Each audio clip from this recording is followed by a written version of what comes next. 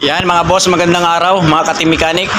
So mayroon tayo ditong tinrobol kasi nangyari daw dito kay Madam kahapon, medyo traffic, Toyota Avanza ito. Ano siya, nagkakadyot-kadyot, nangangatal. So 3 beses nangyari, chinik natin yung spark plug. Ito, so Toyota Avanza to. Dual VVTi yung makina niya. Ayan. Dual VVTi. So sa na-diagnose natin mga bossing, kasi yung kanyang transmission fluid bagong palit naman. So ito yung nangyari sa kanyang spark plug. So ang tinatakbo nito 48,000 kilometers lang, pero ito yung nangyari sunog na. Ayan, nag low power siya, tapos syempre nangangatal. Kaya dito muna natin ito muna natin ang papalitan natin, spark plug. So kumpleto pa naman yung kanyang ATF, transmission fluid, chinik natin. Tapos nung pinandar natin kanina, okay naman yung mga coil, walang problema dito. So ayun, kagabi lang daw nangyari 3 beses, kaya aminado tayong spark plug muna ang papalitan natin, kasi nakita naman nating palitin. So tatanggalin muna natin ito lahat, kasi ito yung nasa sulok, yung pinaka nito, mahirap tanggalin. So ito yung coil. Yan. So pag nag-diagnose tayo nito mga boss na ignition coil, papaandarin nyo yung makina, tapos syempre aalisin itong mga tornilyo, isa-isang iangat yan pagka itutrubol natin yung ignition coil.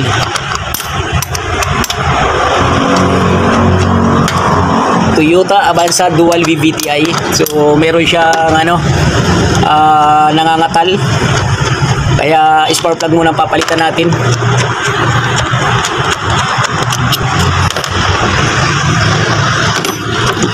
Yes. Mainit pa. So pag mga ganyan mga boss, galing sa biyahe, ingat-ingat lang tayo dahil baka mapasok. Ay, nakakapasok talaga. Mga sagit ng coil. Yan. Ignition coil. So ito yung nasa sulok na mahirap tanggalin. Init. Pang-4. So kukuha muna tayong extension dito, kasi yun yung talagang mahirap alisin. Spark plug. Ayun. Kita nyo. Mga spark plug nya. So ito mga ka-team mechanic, kailangan meron tayong magnetic na pagtanggal ng spark plug, kasi hindi mo ito makukuha na mga spark plug pagka hindi magnetic yung mahirapan tayo.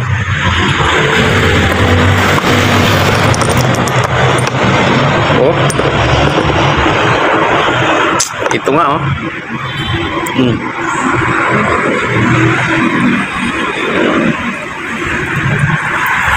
spark plug nya, palitin na. So ito yung pangatlo. Init.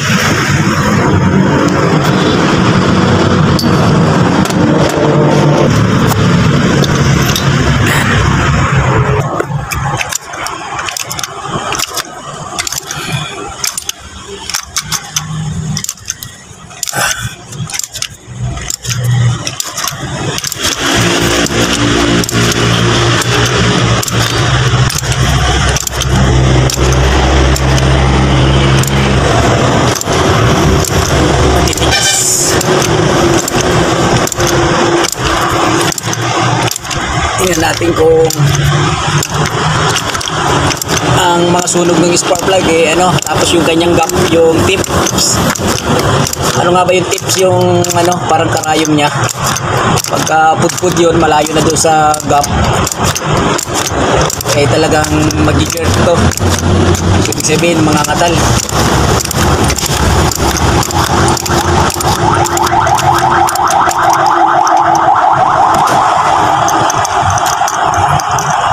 So ang size pala nito mga boss, Toyota Avanza ay 14 yung size ng spark plug niya, yung ulo.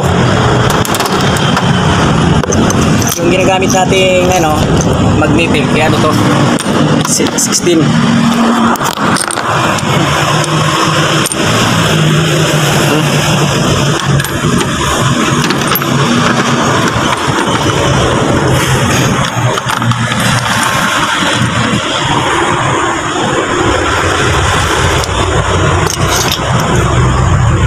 Yung pangalawa.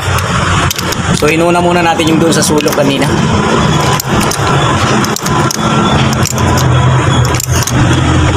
Toyota Avanza.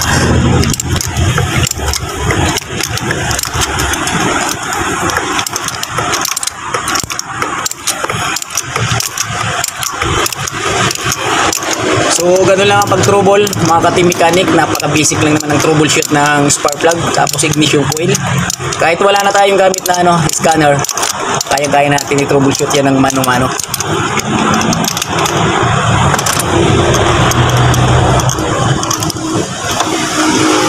Yan. Avanza. So, talagang suki na natin dito si Madam.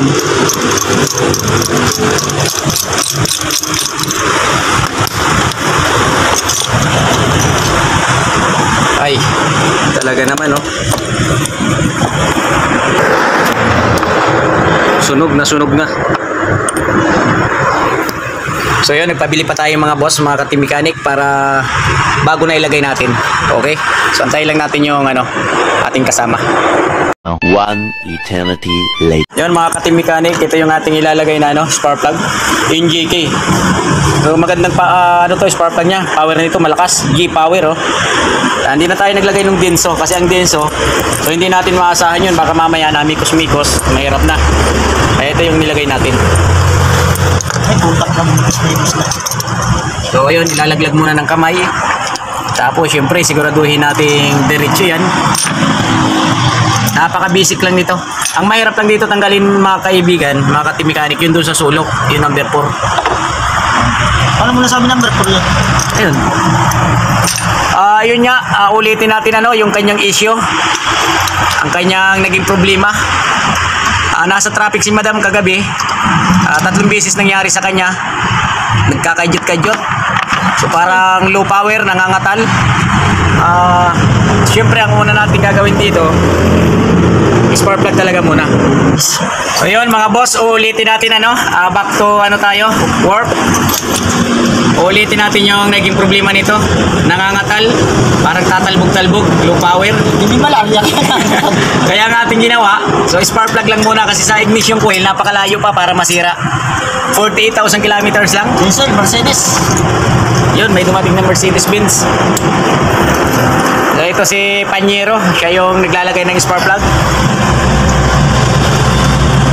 Ito lang muna ang ating unang papalitan mga kababayan. Spark plug lang muna pagka ganon.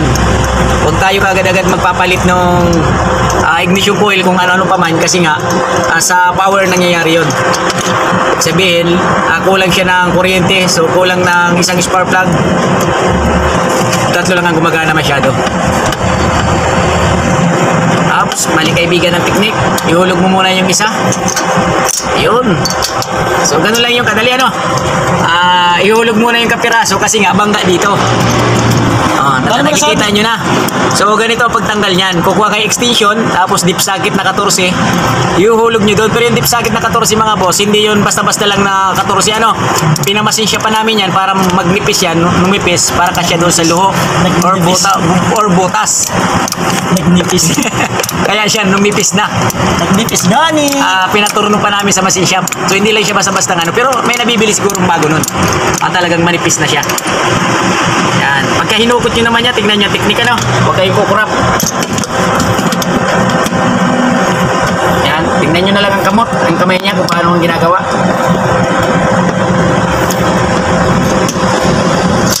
Yun. Yun yung mga teknik na hindi nyo kayang gawin. Tignan nyo na lang, di ba? Ganun lang teknik nun mga bossing.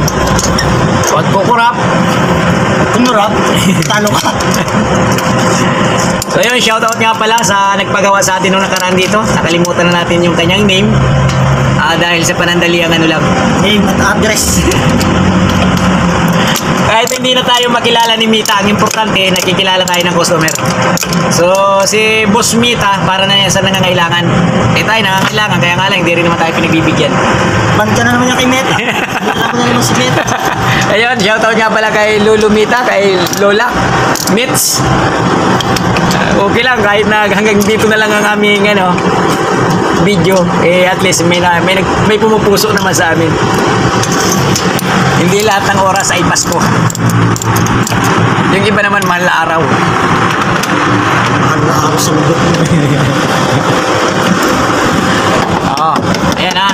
Ignition coil. May pakatok-katok pa yan. Tapos, tornilyo. Yes. Number 4, ignition coil. Sa ignition coil pala mga bossing, mga ka-team mechanic, okay lang yan kahit na magkabalik-baliktad. Walang ano yung firing order kung tawagin. 1, 3, 4, 2. Wala nang ganun yan.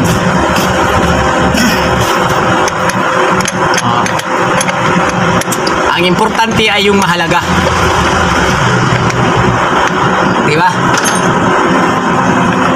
Cancel. Ganyan si Idol maglagay ng ignition coil, talagang sinisipat niya ng maayos. Yan. Pagki ano nang alam, pero bago ang lahat pala, nakalimutan ko pala. Paki-share na lang ng aming video. Like and share, comment. Ito, sapat na sa amin yun. Yan, si Idol. Like, share, comment. Tapos, kahit di ka na mag-follow, okay lang. Kasi tayo naman ang paluin ni Lulu Mits. Putang na kasi. Wala tatagal tayo sa trabaho. So, mga kaibigan, saan nga ba kami matatagpuan? Ito ang kasagutan dyan. So, dito lang kami sa kahabaan ng highway. Highway, Soriano, Antero. Baliktad yata, Antero, Soriano, highway. Matatagpuan niya sa, Mikos daan. Dito lang tayo sa Kawit, Cavite, mga kaibigan. Ayan si Idol.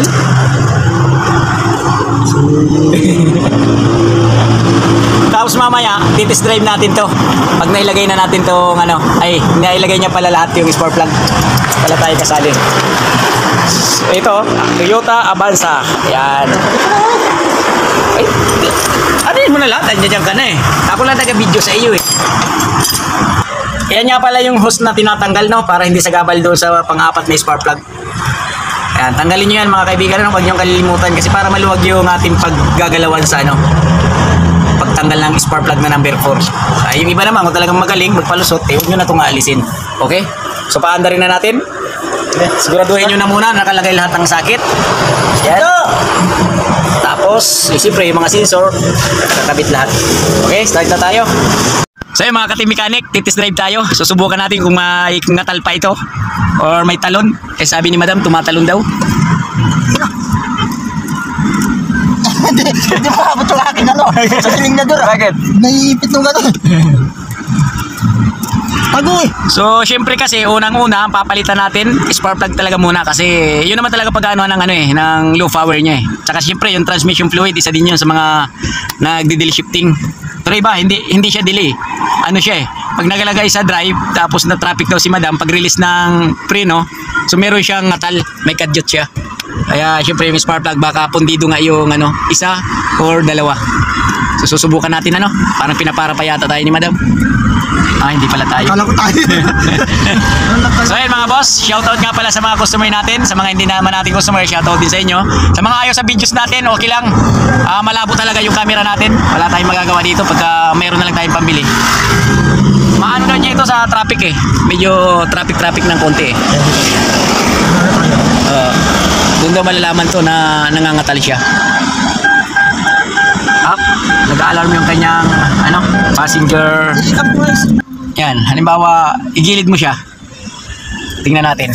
So dito pala tayo sa SNR. Ayan, dito yung ating testingan, nagte-test drive tayo dito lagi sa likod ng SNR. Pwede tayo dito mga boss magpa-member. 700 lang yung membership, may card ka na. So pwede ka na maglabas-pasok dito sa SNR. Pang mayaman lang to, hindi to pwede pang mahirap. Ayan oh. SNR. Ayan. Traffic. Sige. SNR Kawit. Ayan ayos naman Traffic. Traffic. Wala na. So okay naman. Ayun, nag-sale pala dito sa SNR Ang dami mga namili.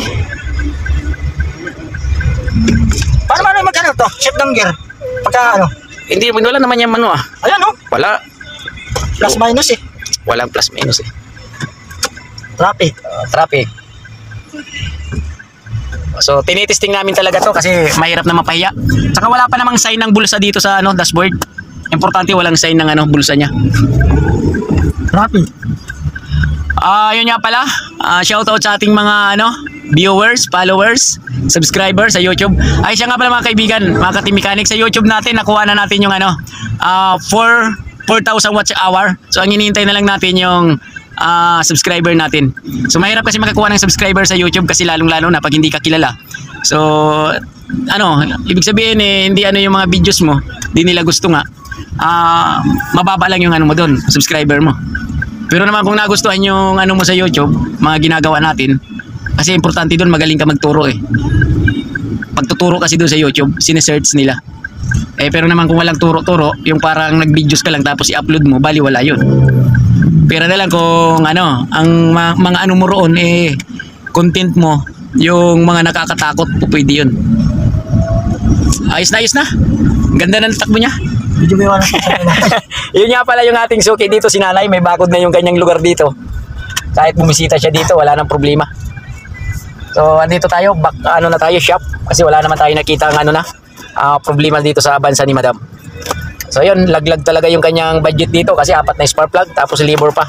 Pero napakababa lang ng labor nito mga boss. Magkano lang sa spark plug labor natin. So yun lang, paki-follow, subscribe, comment, share ng ating channel. Paki-share na lang ng ating channel, Jess Mechanic. Thank you mga boss. Next vlog na lang, abangan nyo.